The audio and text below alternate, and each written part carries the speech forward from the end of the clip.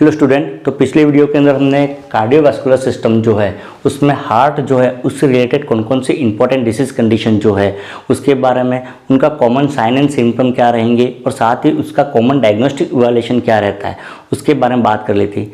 इस वीडियो के अंदर हम कार्डियोवास्कुलर सिस्टम जो है उसमें हार्ट रिलेटेड जो भी डिसीज़ कंडीशन थी उनका कॉमन मेडिकल मैनेजमेंट और कॉमन सर्जिकल मैनेजमेंट क्या रहेगा उसके बारे में बात करेंगे। तो सबसे पहले हम बात करते हैं कॉमन मेडिकल मैनेजमेंट के बारे में। तो उसमें दो प्रकार का होगा, एक तो फार्मेकोलॉजिकल मैनेजमेंट और दूसरा नॉन फार्मेकोलॉजिकल मैनेजमेंट। सबसे पहले बात करते हैं फार्मेकोलॉजिकल मैनेजमेंट के अंदर। तो फार्मेकोलॉजिकल मतलब मेडिकेशन जो है या ड्रग जो है वो इस्तेमाल की जाती है। वो कॉमन जो मेडिकेशन है ड्रग इस्तेमाल की जाती है हार्ट रिलेटेड डिसीज़ कंडीशन के अंदर, उसमें एक तो वेसोडाइलेटर होती है, नाम से वेसो और डायलेटर मतलब ब्लड वेसल जो है उसको डायलेट करने वाली। तो ये मेडिकेशन क्या करती है कि हार्ट की जो ब्लड वेसल्स होती है कोरोनरी आर्टरी उसको क्या करती है, उसकी स्मूथ मसल्स जो है उसको क्या करती है, रिलैक्स कर देती है और वो रिलैक्स होने के कारण से वो क्या होगी, डायलेट हो जाएगी।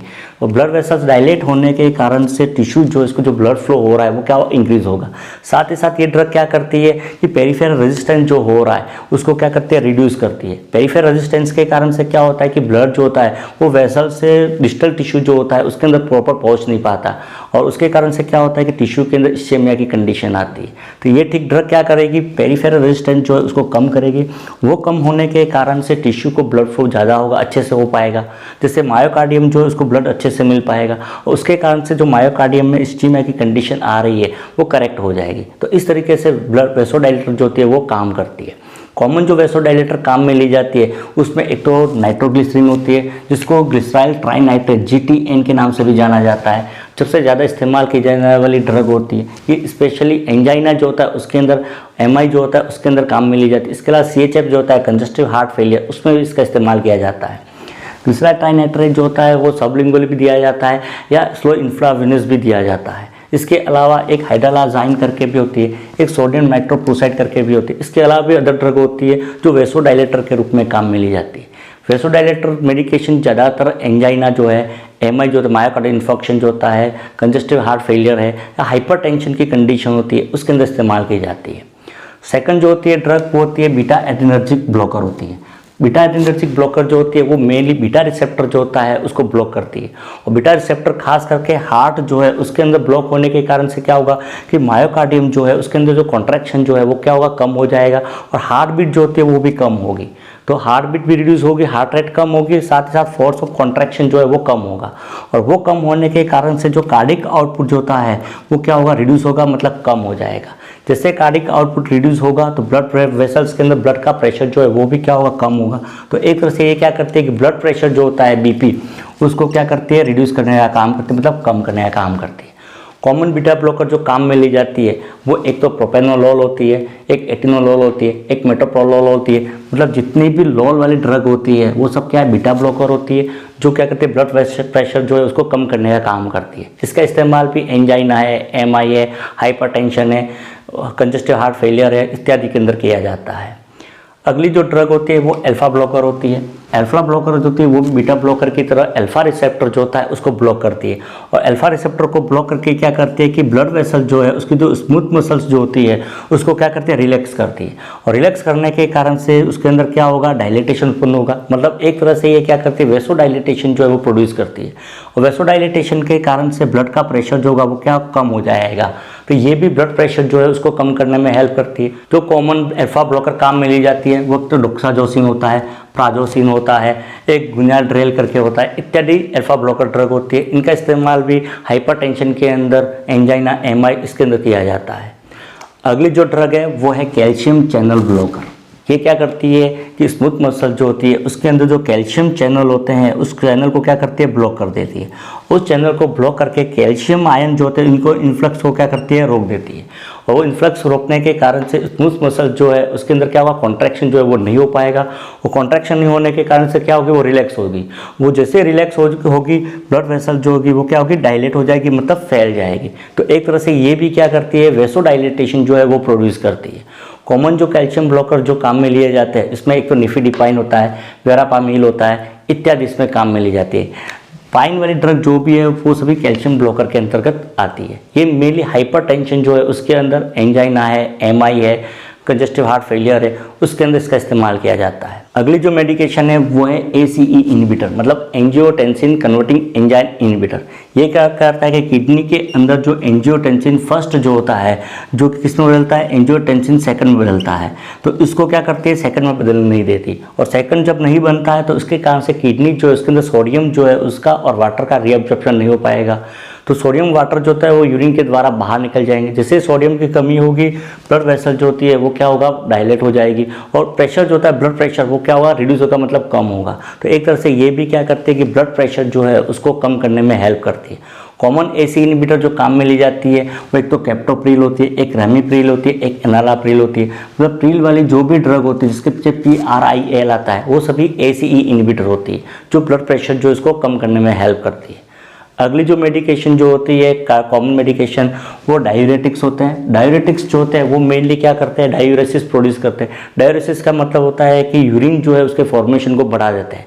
यूरिन का फॉर्मेशन बढ़ रहा है मतलब वाटर जो है यूरिन के द्वारा बॉडी से बाहर ज़्यादा निकलता है, जिससे बॉडी के अंदर वाटर जो है, ब्लड वेसल्स के अंदर पानी, उसकी क्या होगी, कमी होगी।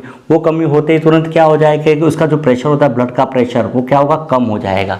तो एक तरह से डायूरेटिक जो होते हैं वो भी क्या करते हैं कि ब्लड प्रेशर जो है उसको कम करने में हेल्प करते हैं, उसको रिड्यूस करते हैं। कॉमन डायूरेटिक जो काम में लिए जाते हैं वो एक तो फ्रूसेमाइड होता है। फ्रूसेमाइड जिसको लेसिक्स के नाम से भी जाना जाता है, ये लूप डायूरेटिक होता है, जो नेफ्रॉन का जो लूप ऑफ हेनले जो है उसके ऊपर एक्ट करने का काम करता है। एक HCTZ होता है, हाइड्रोक्लोरथायाजाइड होता है। इसके अलावा स्पायरोलैक्टोन होता है। स्पायरोलैक्टोन जो है वो पोटेशियम स्पेरिंग डायूरेटिक है। ये क्या करता है कि सोडियम के बदले पोटेशियम जो है उसका वापस रीअब्जॉर्प्शन कर लेता है। सोडियम का रीअब्जॉर्प्शन नहीं हो पाता, उसके कारण से यूरिन के द्वारा सोडियम जो होता है वो तो बाहर निकल जाएगा। दोनों तरीके से एक्ट करता है, ये डायूरेटिक की तरह भी एक्ट करता है, साथ ही साथ वेसोडाइलेटेशन जो है उसका भी काम करता है।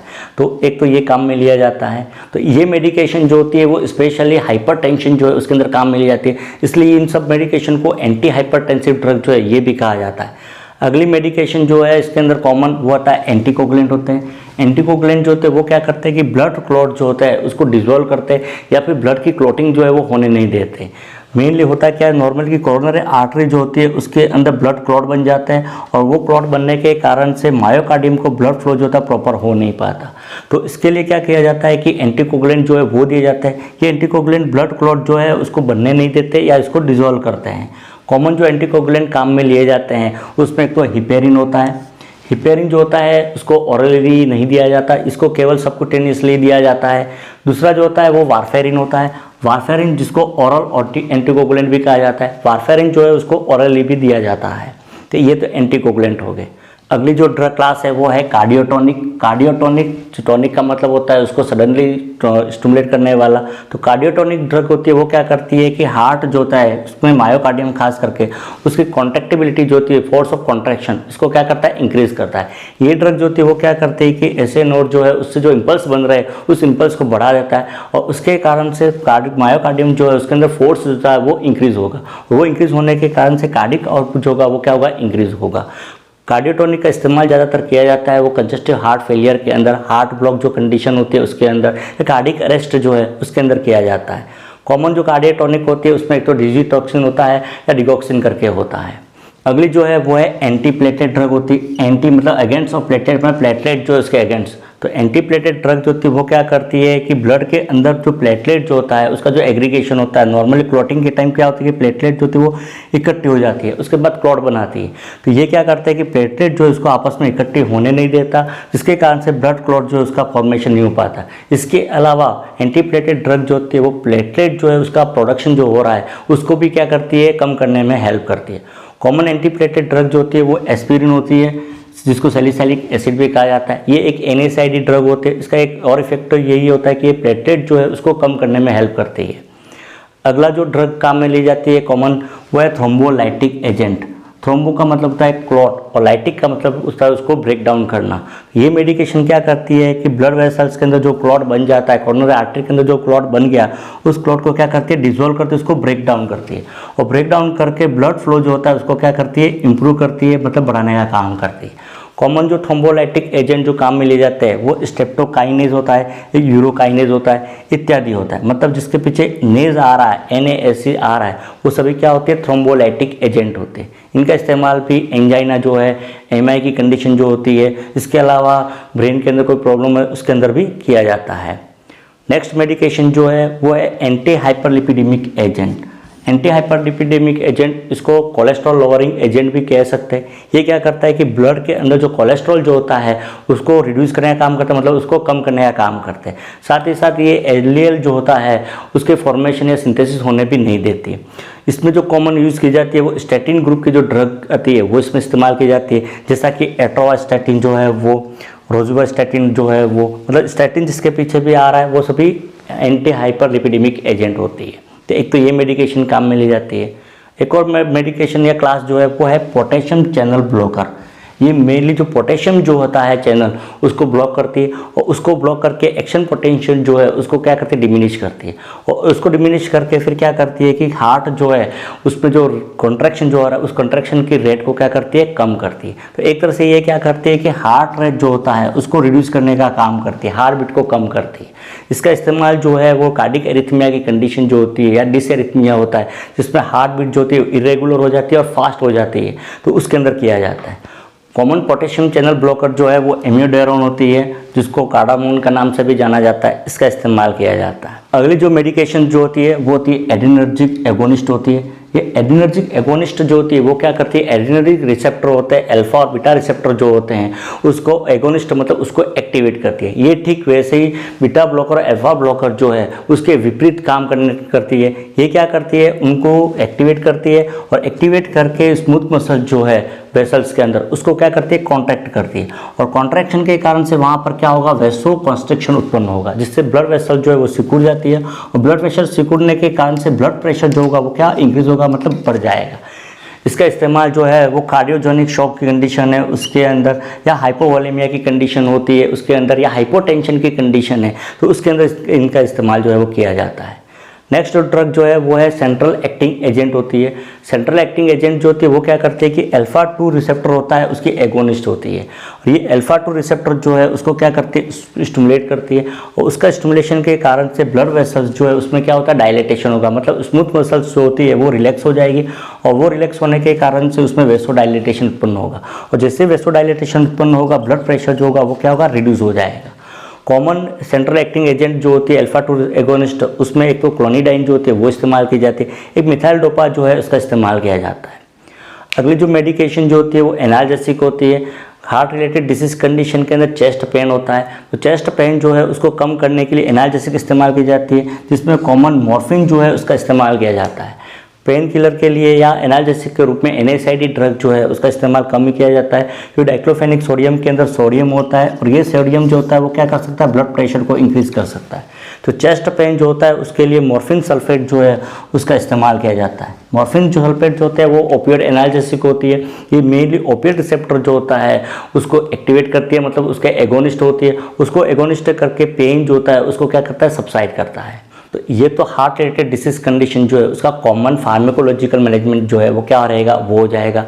ये जो ड्रग जो है उनको सेपरेट में फार्माकोलॉजी जो है उसके अंदर डिस्कस करेंगे। यदि आप इसको डिटेल में चाहते हैं तो कमेंट कर देना, हम डिटेल में इनको 1 बाय 1 सेपरेटली डिस्कस करेंगे।